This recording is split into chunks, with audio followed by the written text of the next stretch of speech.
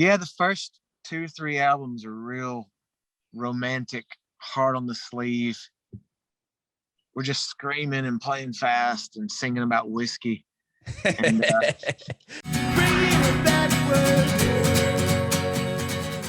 this podcast is all about you, your journey in music, and we'll talk about your new record.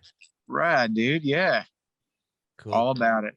Awesome. I know the band's been around for a while. What are you, 21 years now? At least since the first release. Yeah, something like that. That's incredible. That's incredible. What a long, career, and I'd love to hear all about it. So band started in Alabama. Where were you born and raised? North Alabama. North Alabama, right on. Yeah. Yep. Talk to me about that a little bit. I come from a family it's been in the area since it was settled. So wow. I think they came. One of my relatives fought in the War of 1812 down in New Orleans, and he settled. And we still have some of the original property. Really? It's only had our name on it, and then the U.S. Treasury, and half of the family was Choctaw, and they lived on that same land before the Trail of Tears. So it's old land, man. Oh my gosh, that's incredible. Wow. Cool. That's really, really cool. What rich history there. That's nuts. And I was, born and raised and went to school here. I went to college in Auburn, and that's where the band got together. Okay. I'm sure is there a lot of, I don't know, is like around where you were born and raised, do a lot of people, are there ancestors that far back in that area or no? I don't know, probably, but probably. Yeah. A lot of the people came here in the 20s. Okay. Or maybe a little bit before that, to build the dam that, like, TVA came through and built a series of dams through the Tennessee Valley. And so it brought a lot of work here. It still does. For the most part. Yeah. Wow. That's crazy. That's incredible. Yeah. So how did you get into music? I've always liked it, man, and always liked music, and always wanted to play and couldn't figure out how to get in. And when punk rock reached the area, that's when that was my green light. So what were the punk bands that reached the area? Well, there really weren't any bands that reached the area, but I remember hearing about Minor Threat in school, and that's what opened the door, man. And realizing that all you had to do was plug into a wall, and you could have a show in your living room, and it kind of grew from there. And we reached out and got in touch with bands, and kind of went back and forth that way. Mm-hmm. What was the first instrument you learned how to play? Because I did see you could play fiddle and harmonica and guitar, and you got a lot of weapons in your arsenal. It's definitely guitar. The rest of them I've just kind of picked up along the way. Okay. Sorry. No, all good. All right. So guitar, how old are you when you learned guitar? I was probably, 11 or 12. Okay. I can't remember the age exactly, but I was younger. Yeah. Did you start trying to learn Minor Threat songs or your own songs? I definitely didn't know anything about Threat back then. No. Okay. Yeah, I guess I was a slow learner, man. But for one thing I've always done was write. And so I kind of wrote. A lot of people did the same, I picked it up and instantly started trying to write songs. So wow. Yeah. It's one of those type of things. The Threat and all that didn't come till later, Sure. But, okay. Yeah. When you started writing songs, when did you start to kind of form a little band, or did that come pretty quickly? 11, that's young. I had 2 little brothers, and so we all, it was all, I guess the flashpoint would be Appetite for Destruction, the Guns N' Roses. Oh, Guns N' Roses record. Okay. Yeah. One little brother learned drums, the other one learned bass. I had guitar, so yeah. Wow, that's amazing. A little family band. Yeah. Totally. How cool. Yeah, like a built-in drummer. I know the drummer is always the hardest thing to find, or most bands are always looking for a drummer. And you have your brother, you can always just pound on his door and say, hey, get it. Let's go practice. It worked for like a decade, but that was about it. That's a pretty good run, though. Yeah, totally. Amazing. Did you put others than jamming with your brother? Did you, prior to going to college and forming this current band, were you in other bands growing up? Yeah, tons of bands. So my brothers and I, we it started like our first show was 1988. We were children. None of us could drive. Wow. And we were into, Sabbath and GNR. But as I got older and got into punk rock, and we started to get into roots, I guess you could say we're part of that Green Day wave. Mm-hmm. When Green Day came through and Operation Ivy, I guess through skateboarding videos, you start to learn a lot about the music. That's how I got into music as well, as the old skateboarding videos. That's how I learned about the Misfits and Iron Maiden and a lot of those bands was all from skateboarding videos. I love that. I remember the first time I heard the Misfits, it was the same as the first time I heard Operation Ivy. It was just, I wasn't ready for it. That's a great way to describe it. I couldn't put a finger on any of it. It was just total sensory overload. Like, what is this? Sure. Same the first time I heard the Dead Kennedys. I remember that surf guitar and looking at the album art. It was just too much for me. I was still stuck in, like, I don't know, AC/DC or whatever. I was like, I don't know. I don't even know what to call this, man. Sure. So, but yeah, go for it.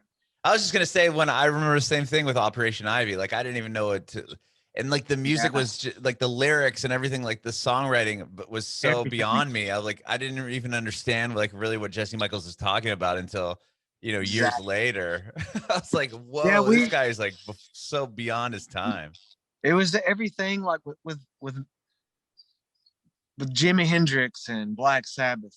I could relate to that stuff or whatever. And I was, when Operation Ivy came, it sounds like they're playing through tiny PV Rage amps, like cheap guitars, recorded with a cassette tape deck. I was just, which is what we were doing, but it was so intense.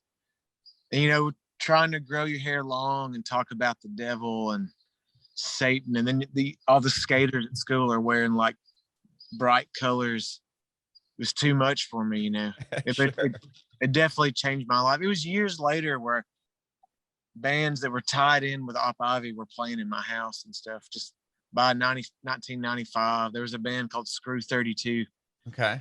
They're tied in with that same scene with, Oh, wow.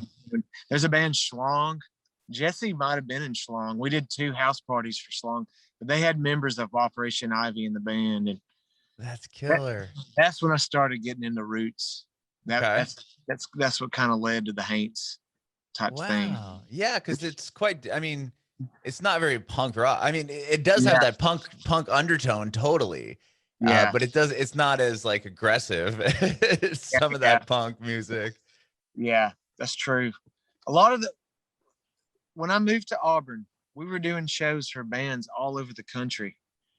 So we had Discord bands, we had Epitaph bands. Wow. And K record bands, and like we later made albums for K, but at the time K, they were just as punk as the rest of them. There was nothing aggressive about their music. Right. You know what I mean? And like Modest Mouse or whatever. It was total like that. It changed. It opened a lot of doors, with the Haints, I guess, in theory and aesthetic and stuff. Our first show was a band called Mile Marker. I don't know if you ever heard Mile Marker. They're landmark in the punk scene. Okay. We did a show with not, I almost said Operation Ivy. We did shows with Hot Water Music and I love that. Actually, my whole sleeve is based on Hot Water Music. It's the split they did with Alkaline Trio, but it was based off of the cover. They did the vinyl pressing with the girl with the knife in the back, like she's holding a knife behind her. Like I don't know if you can see, but like all the weird looking heads are all from that record cover, because I'm such a huge fan of Hot Water and Alkaline Trio, but not so much them as anymore. When Hot Water Music, the first Hot Water is life-changing. Sorry, go ahead. Well, the first time Hot Water Music played the house, they had a sticker, and that was it. They didn't even have a 7-inch out. So that's nuts. We did 2 shows for Hot Water in those early days, and at the drive-in, same thing. They didn't have anything out first time they came through. There was another great band, Christie Front Drive. You'd probably like them. Okay, I'll have to look them up. Christie Front Drive was a Denver version of that. And another band, Hose Got Cable. Hose Got Cable. Okay. Hose Got Cable came through with Hot Water Music. That's where the Haints. We were just. It's a similar. It's hard to describe it, but if you were there, you'd see how it was born out of all that. Very similar type thing. So amazing. Yeah. That is so amazing. Did you guys I'm sure you play like the fest and those type of we played shows? The fest probably 4 or 5 times. I had a feeling. I used to distro records for no idea. Oh, did you really? Wow. Yeah, I ran a distro out of my house, and that's literally the scene we came out of. I love that. Oh, sorry, man. Oh, good. That's incredible. Wow. I hear these awesome stories. Like I grew up in San Diego, and I don't know if you play. There's a club called the Shea Cafe, which is on UCSD's campus. No. You know? Okay, it's like a little. It's very roots DIY, like little punk club, but it's on the campus of UCSD, and they try to like close it down like every year, and it's got like a vegan restaurant and like this. It's a whole thing. But like Green Day played there on one of the like early Green Day tours. I mean, this is before like Trey Cool was in the band. Like this is probably even around Kerplunk, maybe not even Kerplunk yet. Maybe it was on. Sorry, go ahead. Tour, they played Auburn as well. They played. They played a house. Like it was before I'd moved to town, but yeah, I don't know if Trey was in the band yet either. Okay. We did a bunch of shows for Aaron Comet Bus. Like I still do shows for Aaron Comet Bus when he comes through. That's amazing. He might have been drumming when that show.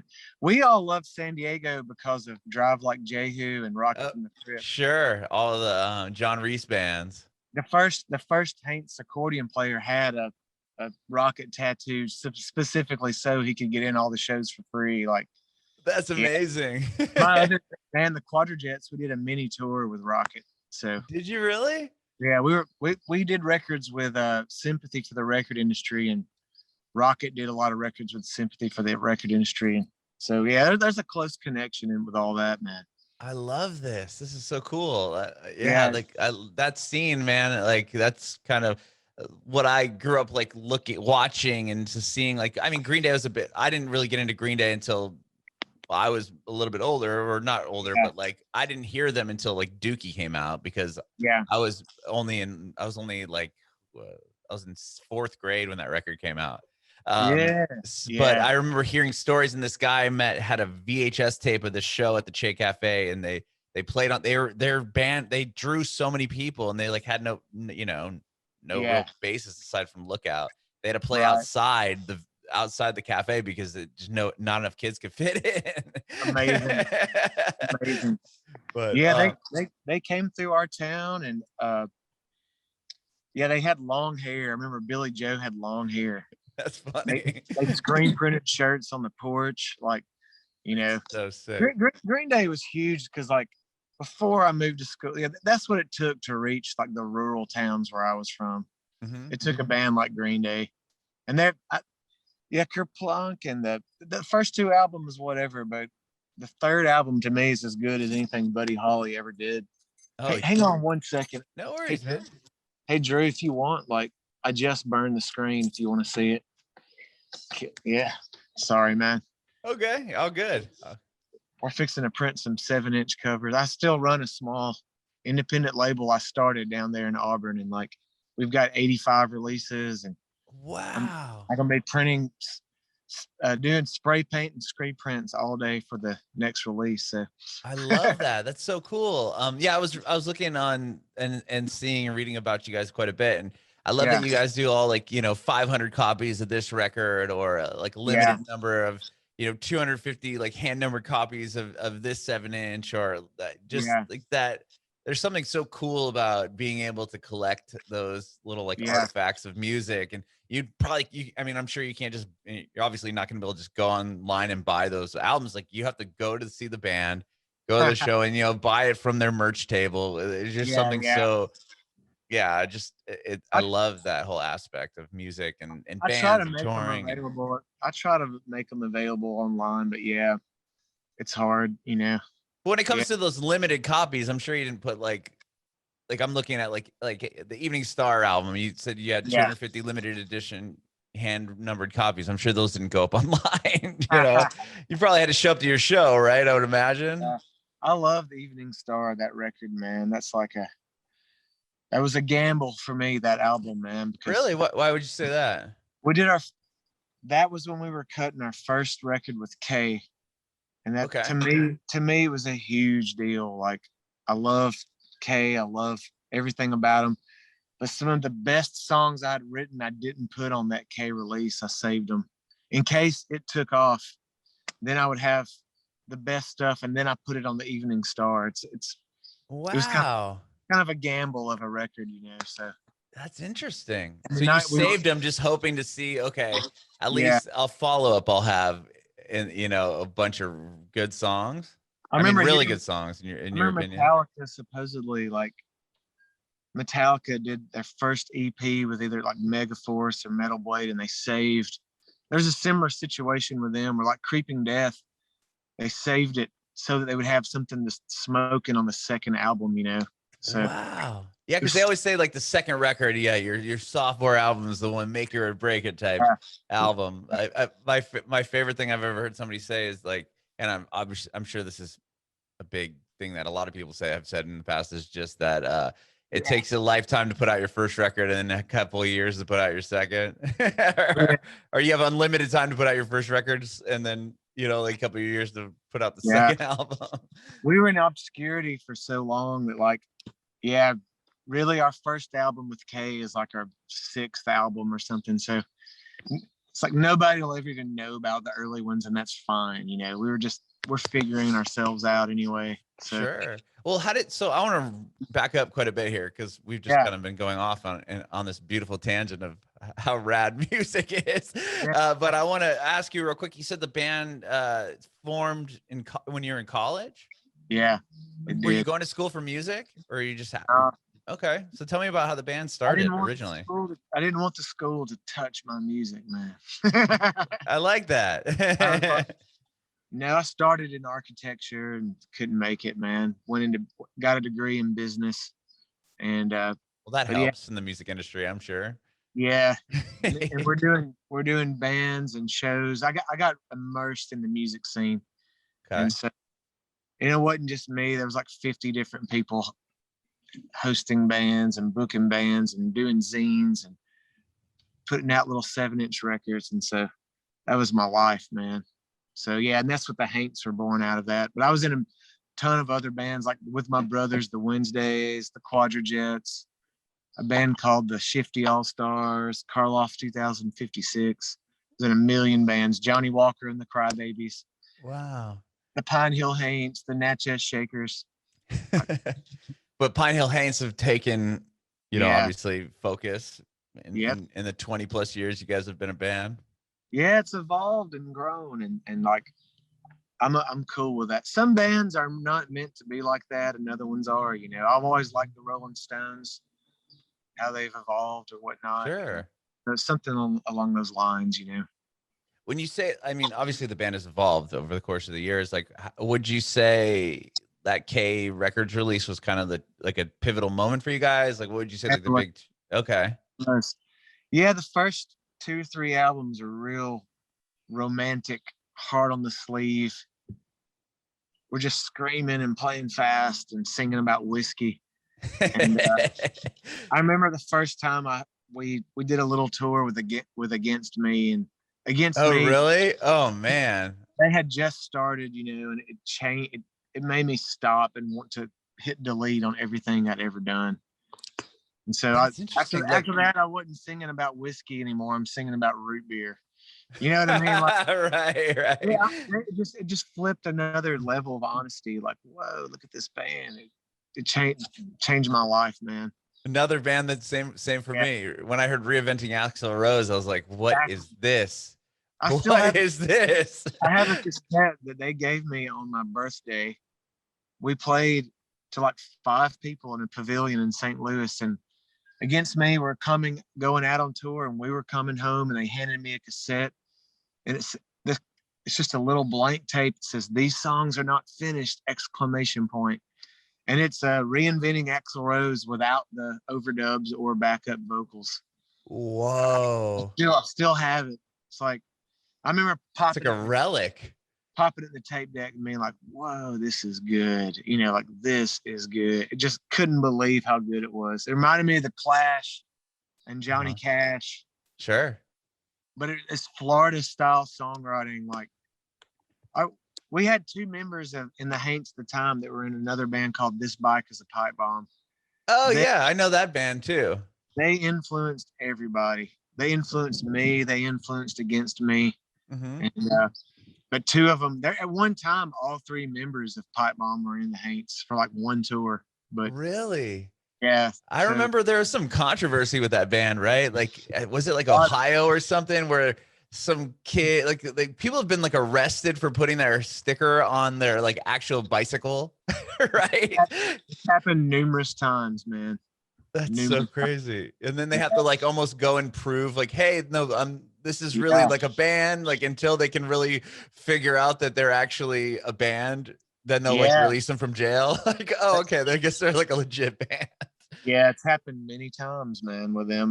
The New York, the whole subway system has been shut down. It's happened all over, man.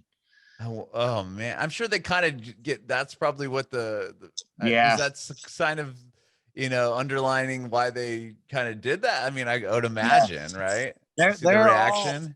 They're card carrying anarchists, and they're like politically active, and you know they were. And that's the only way the Haints were able to tour. Before that, we played Alabama for like 4 years. We played Alabama, and thanks to This Bike Is a Pipe Bomb, we played all over the world. Really? And, somewhere in crust music and the anarchist crust scene, there's a folk contingent, and the Haints were a part of that. So was Against Me, you know. Yeah, I was gonna say they're probably lumped into that same crew. And Leftover Crack, I'm sure, is like similar. And they even Against Me kind of built their whole thing on betraying it. It's like, oh, there's these guys, they're so disturbed, they're against the system, but they're fixing to sign the big deal. And so that night at the show, there's twice as many people. You know, there was this weird, it's almost like this Romeo type, you know, watch the angel fall. It's like, I remember when they did Reinventing Axl Rose, the scene was destroyed. Like, no, they're selling out. They're going with no idea. And so what's the next? I was gonna say that wasn't even the record. They went to Fat, didn't they? And then they went to a major on what, New Wave or something. It started with Planet X, and then when they went to No Idea, all the anarchists were so upset, and the band got twice as big. And then when they went to Fat, same thing. And then it's like it was a sort of like, it wasn't like that with us, you know. We just played those. We played a lot of those anarchist shows because it's the only place we could play, you know.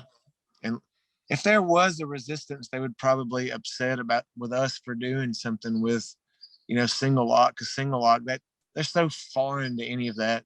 They're trying to get their bands noticed, you know. And the scene we came from, it was like you weren't supposed to do that, you know. Like, I don't know how to play a guitar solo, man. Leave me alone, you know. Yeah, isn't that interesting how that kind of, I was talking to somebody about this the other day where like, I don't know, maybe it's just me and like that I don't feel like selling out is really a big thing anymore. Like growing up, it was like, oh, Green Day sold out, or this band like Against Me, they sold out. They went to a major, or like, and nowadays it's almost like embraced. Like, oh, did you see how many, you know, Spotify plays this band had? It was like people strive to get that big deal and break into the scene. The scene would talk, you know, like 1984, the novel. It's like, someday Big Brother's going to take us. Well, Big Brother has taken us, and we love Big Brother. Right. We love it. We want him to take us. We want him to take It's like, please film me. Please watch, you know, like it happened, but it's the opposite. Right. And like the scene, and that we come from this in a way. There's a song on the new record called "I Spent My Best Years Fighting for the Wrong Side." We fought for that. We fought for that anarcho punk scene. I still do, but it's like I feel like I almost wasted my time. Like, you know what I mean? Like, I spent years doing that, and now the single out crew, they come along, they're like, "Hey, Jay," but I've known them from day one when they were nobodies, and now they are somebody, and they give me so much respect. They're like, "Jamie, we want to tell your story to the world," and I'm like, "The world I come from, if my story is told, I'll get crucified." Right. Probably not, because it's dissipated, it's gone. There, that resistant to the, it's almost like it's gone. It's a new era, and all the ideals and everything that we fought about, like racism, and now that's like a huge thing, like cancel culture and Black Lives Matter and ripping down statues. It's almost like it hit the mainstream. Oh, totally did. But it's in a weird way of like, you know, hey, like my post. Right. Yeah, and the same line. Yeah, it's like my video, follow my Instagram. It's so weird. I guess at heart, the Haints are skateboarders. We formed that band skateboarding, and it's all about the live show. It's all about the live session. And we'll play in any corner. We'll busk on the street, or we'll play on the stage. Like, you'll skate anywhere as long as it's a good like layout. It's a similar approach, man. So I don't know. That's what it's all about, I guess. I love it. You guys correct me if I'm wrong, but you kind of strike me as the band that, I mean, with a 20+ year career, a band that, you know, you guys hit the ground running, and it's like you're doing what Green Day was doing, you know, in 1990, whatever, 91, like, where it's just touring and putting out records and just having this more of like a root DIY based, you know, approach to the whole thing. It is, man. I haven't learned a lot, but if I've learned anything, it's everybody knows it's like life is short. It's like, it's all about suffering and depression. So try to enjoy it, you know, try to light a little positive candle out there. That's what I enjoy playing music. I enjoy skateboarding, and I'm just trying to do my best, you know, like, you know what I mean? Sure. Do you still skateboard, by the way? Yeah. Every day, man. Every day. So I didn't mean to cut you off, but no. I'm glad.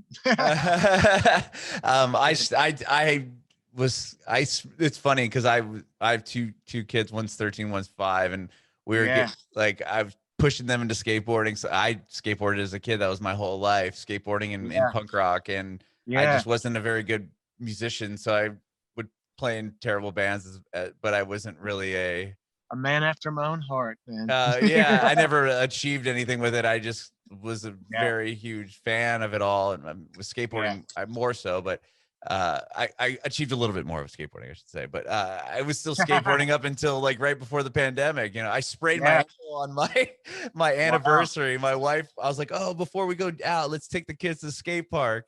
I sprained my ankle. Man. Like, she was so pissed.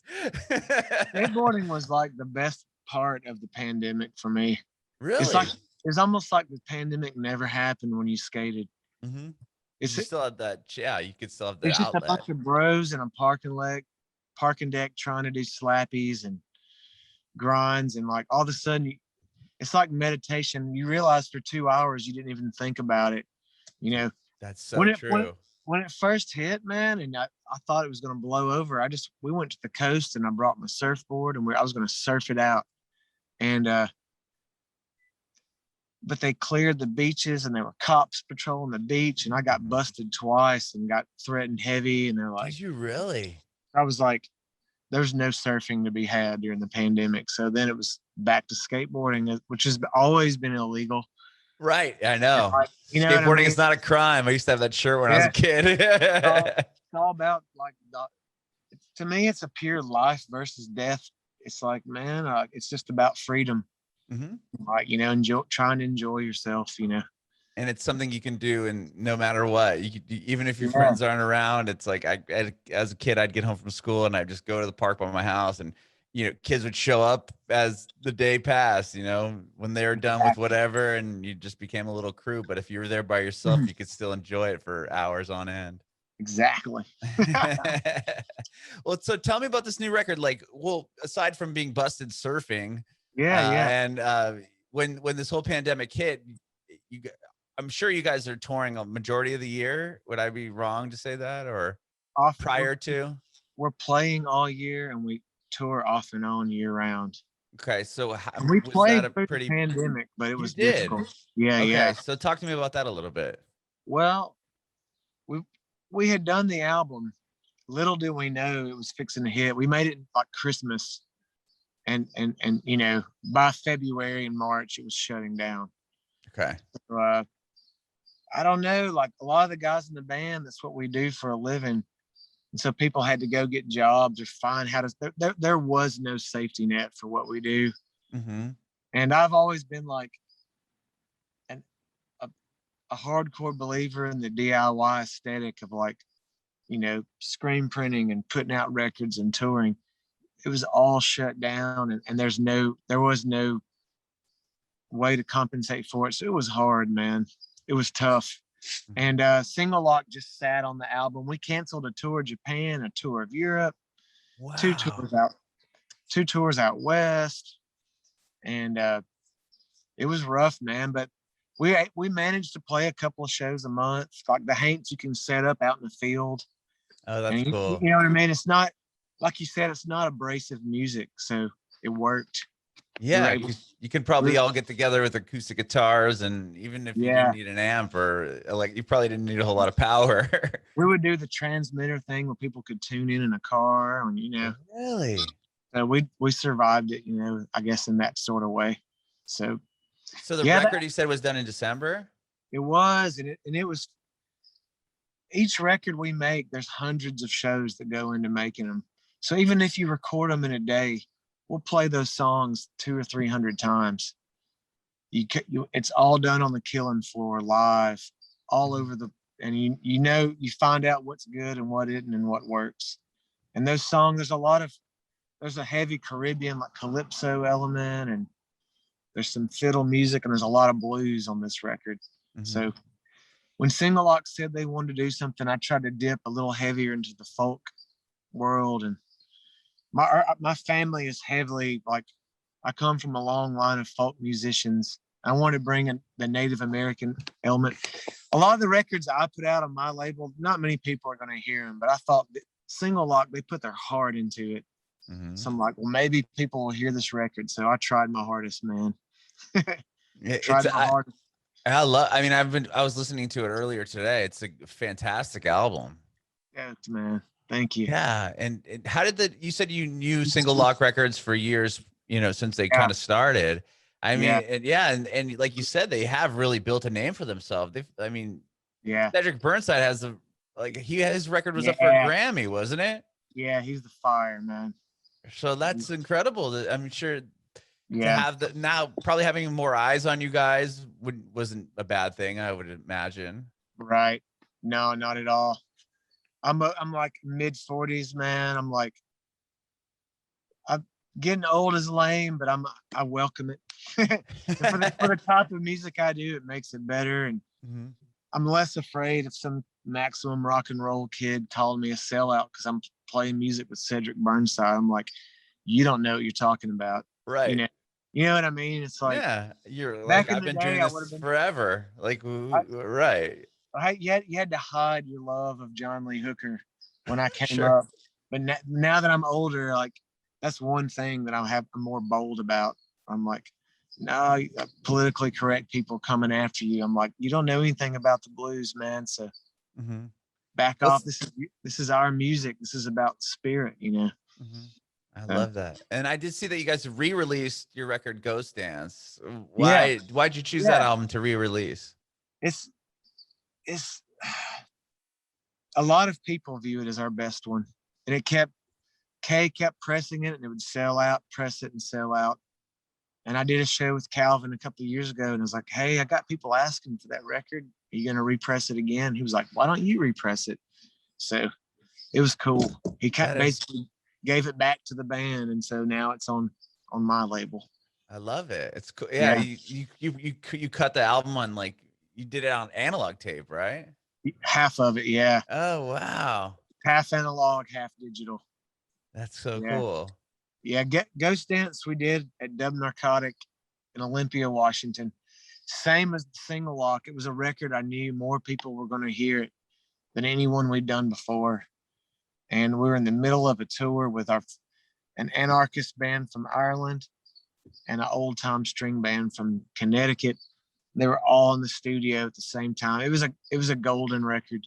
Then when we got home from tour, a buddy of mine who'd made all of our other records came with a laptop and some computers, and we did a bunch more songs, and that's Ghost Dance. It's like a sewn together record of those two sessions. So cool. That's so cool. That was the Evening Star. It came from the same sessions. So. Oh, really? So you put out what, 2 records in the same session? Oh my gosh. Exactly. Then how did you split them up? Like, how did you know what songs were going to go on the Evening Star? What songs were going to go on Ghost Dance? Ghost Dance, I did everything we did with Calvin and Olympia. Oh, okay. Then sprinkled it with some songs I knew we could do better back in Alabama. Okay. And so, yeah. And then I saved some of the stuff that was like the dearest to me from those sessions and then put them out on Evening Star. So I don't know. It's probably too much info, but to me, it's everything. So yeah, I love that. I love your process. Well, I did see you guys are doing a tour too, a big tour coming up. What, in like a couple weeks, a week and a half or so? Yeah. Excited for that? I'm stoked. I tried to get one in San Diego. We've had 3 gigs there and they've all been canceled. I don't have a good end, but someday. Oh, well, I moved to Nashville, so I'm closer to you now.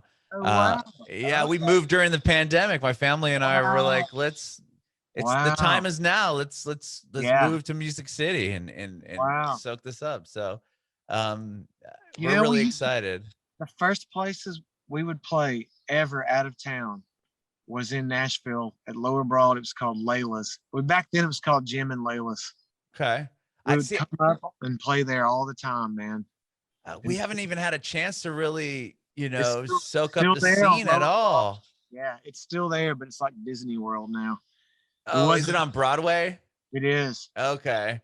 So we've only been down there a couple times, and it's like you said, it's like Disneyland. It's total like tourist trap. I lived in San Francisco for a while. It's like we never went to like the Fisherman's Wharf or like certain areas because you're like, okay, like tourist central. Like I feel like that's kind of Nashville's little tourist street. Yep. Yeah, totally.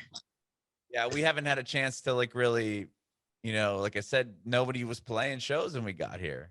Yeah, I feel you, man. Chris Scruggs, he's a good friend of mine. If you ever see him around up there. What's his name? I'm sorry.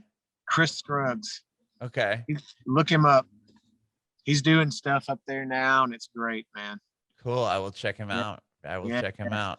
So you guys are doing quite a big. You're doing what, like a month and a half? No, not necessarily. We have a month and a half's worth of shows. Okay. Not all in one pool. So. Okay.